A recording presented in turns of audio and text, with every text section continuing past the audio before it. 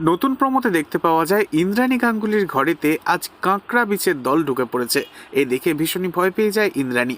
তখন কুসুম সেই বিছে মারে আর বলে, চিন্তা করবেন না দেবীমা, আর যাতে কোনো পোকামাকড় ঢুকতে না পারে আমি এক্ষুনি অ্যাসিড জল করে আনছি। এই বলেই রান্নাঘরেতে যায় কুসুম। একটা বড় পাত্রের মধ্যে অ্যাসিড ঢেলে একটা জলীয় মিশ্রণ বানিয়ে ফেলে কুসুম। আর ঠিক সেই মুহূর্তে শ্রীতমা রান্নাঘরেতে চলে যায়। কুসুমের সাথে আচমকাই ধাক্কা লেগে যায়। কুসুমের হাতে থাকা অ্যাসিড কুসুমের চোখে পড়ে যায়। কুসুম চিৎকার করতে থাকে। এরপর ডাক্তার কুসুমের ট্রিটমেন্ট করে, আর চোখ থেকে ব্যান্ডেজ খোলা মাত্রই ডাক্তার জিজ্ঞাসা করে, দেখুন তো আপনি দেখতে পাচ্ছেন কিনা। তখন হসপিটালে কুসুমের পাশে দাঁড়িয়ে থাকা ইন্দ্রাণী গাঙ্গুলি বলে, কোনো ভয় নেই কুসুম, আস্তে আস্তে চোখ খোলো।